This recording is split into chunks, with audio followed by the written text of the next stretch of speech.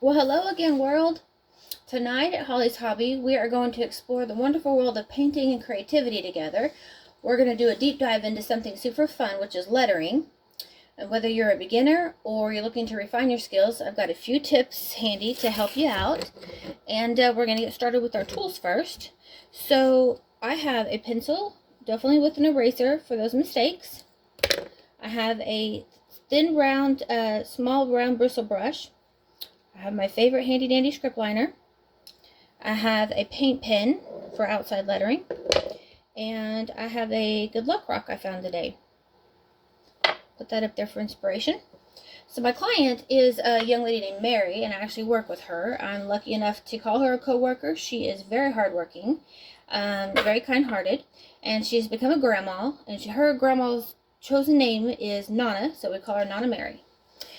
So she has asked for blue to be on the small word dream and the larger font, the word big, so dream big, and she wants it on a universe, or a galaxy. So I've already got the galaxy done.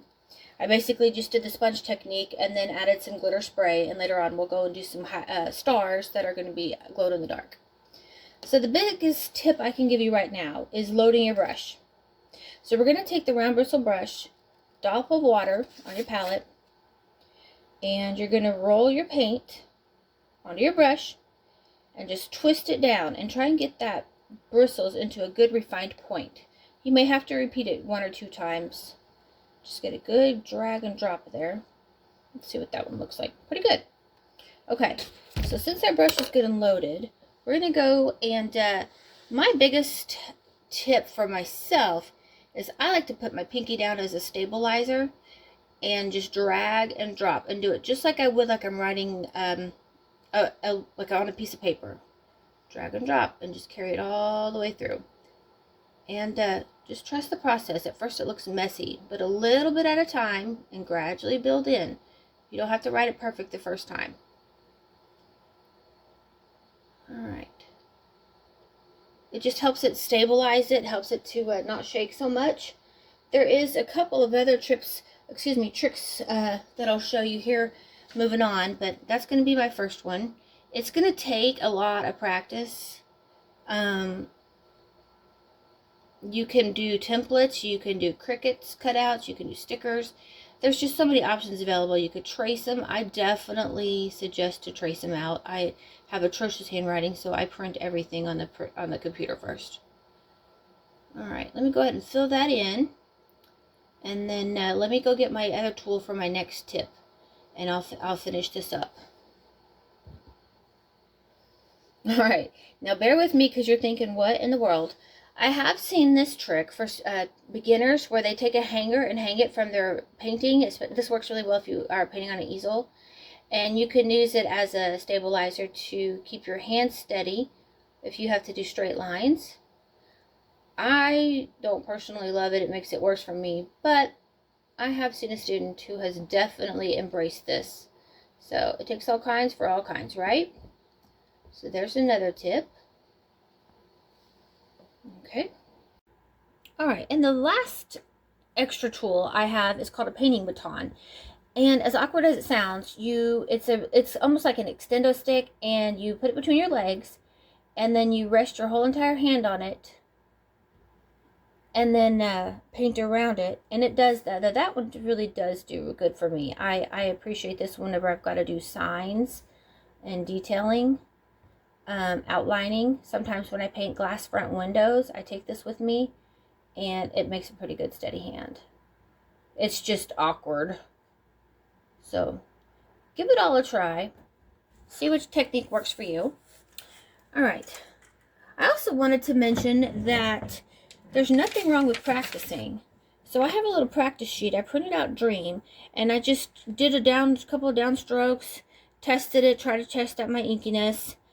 See if I could bring it all together. I definitely would practice a few times on a piece of paper, just regularly handwriting it with a pencil, with the paintbrush, just to get yourself familiar with the feeling of it.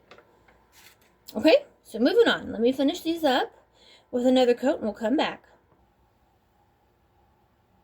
Here's a different little angle with me doing the same technique where you have your pinky down as a stabilizer. and you're just trying to do it like you would write a normal paper. You read left to right, so make sure you paint left to right. That way you don't go over something you've already touched. And for those of you who like to paint it down, I prefer to paint with it up on a canvas, but if you prefer to paint it down like this, go ahead and move your workstation around, whatever works best for you. Okay, so we have got Nana Mary's Dream in little font, big and big font, both in the lake blue. And I have got a couple of coats of the blue. I think it took 4. And now we're going to get ready for our shadows. Now the shadows can make or break your painting. I really think that they can elevate your artwork and make it more dramatic, more dimensional, more personal. So I always take a little paint marker. I have a thin one and then I have a fat one. And my first step with the shadows is I have a fake sun that I carry around with me. It's just the lid to my paint on my paintbrushes, but I put it to whichever side that I want to remember my light source is coming from, just as a reminder for me, because you can get in the middle of art and you can lose track real easily of where your light source is coming from. So if my light source is coming from here, it means all my shadows are going to be cast on the right. I went ahead and did the same thing with the galaxy. I put a little bit of a shadow there too. So I'm going to show you on the big one. If the light's here, we're going to put the shadows on the, if the light's coming from the left, we're going to do shadows on the right. Use your breathing technique. Breathe in, touch down with your pinky, steady it, straight lines. Breathe out, lift up, repeat. Breathe in. Breathe out.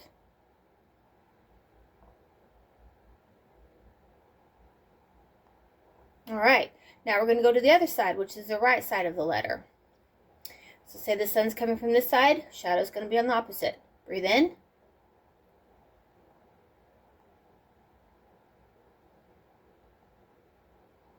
Breathe out. Okay, same thing on the eye.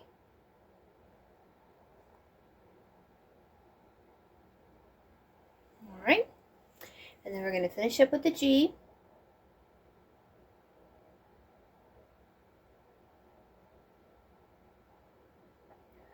Halfway through, gonna come around the other side, finish it up.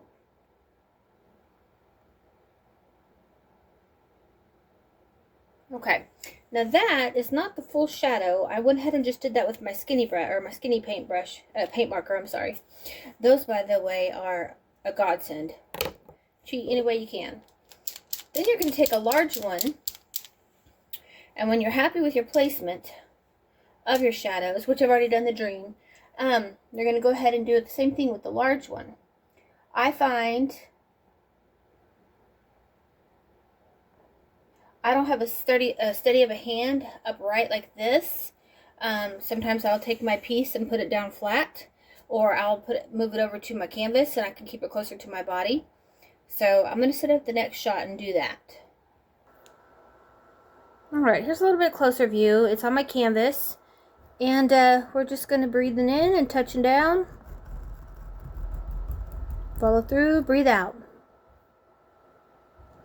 That side's a little faint. I'm going to follow over it again. Okay, so, excuse me, pretend the light source is coming from this side. So your shadow's going to be on the opposite side. Alright. I'm going to go ahead and do the G and finish out on this so I don't get you drunk on camera. All this moving around. I've done 2 of these 2 different ways. So the dream, I went ahead and did the whole letters just to show you what the difference looks like. This is when they're completely outlined. This is just the shadows of them. I mean, it's to whichever's your liking. Because this is for Mary, I'm going to go ahead and finish outlining this one later. And let's move along. She said she specifically requested stars, which you can't have a galaxy without stars. So we're just going to make the 5-point stars. We're going to make an X,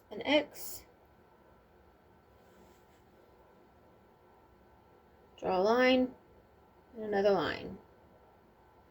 Alright, we're going to do a couple little place dots just so we don't get out of hand. And then later on I'm going to be doing a spackling technique with the paintbrush. We like to do groups of 3s, 5s, and 7s. 1, 2, 3, 4, 5. All right. And then when we're done with that, after we get all of them for the first coat, I'm going to go back and do more coats of them because I want that white to really pop. Then we're going to put some more glow-in-the-dark paint over those. And then when you put it out in the sunlight for a little bit, when she goes to hang it in her grandkids' room that night, it'll be charged up. So 1, let's say 2, 3,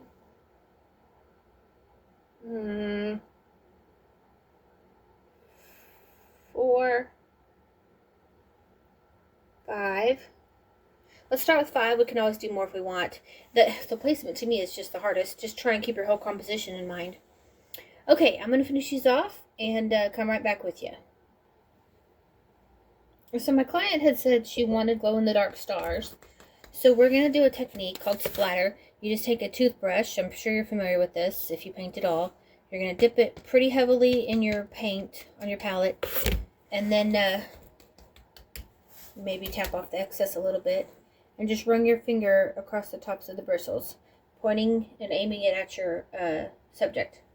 So do this somewhere where you don't mind it getting a little bit messy. Start little, build up.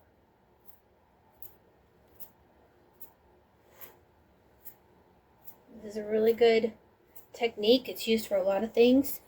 Even sometimes on furniture after we're done antiquing it. We'll go through and put a little bit of this on there. So I'm going to step back for a minute. I don't want to get inundated with too many stars. Let's see a little bit right there. Little galaxy. Milky Way galaxy. Alright.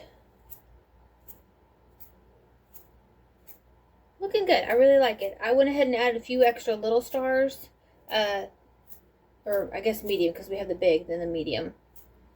Put a few more stars around this galaxy. The heavier, or the closer you are to the subject matter and the more you run your finger, the heavier spray it gets and it makes more of an effect. We may do that in a few concentrated places like where the galaxies are supposed to be. I don't want to get out of hand, so I'm going to stop there for a little bit and step back for a little while and contemplate and look at things, and I'll be right back. Alright, I decided I'm pretty happy with that. There's one thing I wanted to do. Since they're two separate hanging canvases, I wanted to kind of push them together and make it look like a continuation. So I went ahead and speckled right down the seam just to make it look a little bit more continuous. Alright, and I truly think I'm going to call that good. And we will see you next time. Just kidding. Forgot to paint the edges around the outside black. While I'm doing that, I want to tell you guys something. So the lettering that we covered, it really can be, I mean, I'll tell you this. Anytime I have someone hesitating or hemming and hawing in my booths or on my when they order, I'll tell you what, let me personalize that for free. And it's always the clincher. Without fail, it usually guarantees, yep, they'll go ahead and put it in their cart. They'll buy it. It's a done deal. So keep that in mind. It really can, personalizations can really, really bump it up to the next level of sales for you. And I just wanted to challenge you guys. Try creating your own piece. Think of things that are everyday, things that inspire you, whether they be phrases or quotes, and turn them into signs for you at home, for your friends, for your family. And let me see your amazing creations. I really can't wait to be inspired by your work. Send them to hashtag Holly's Hobby. Load them up. Share them with the world. You get out there and paint. All right. Signing off for now. Good night.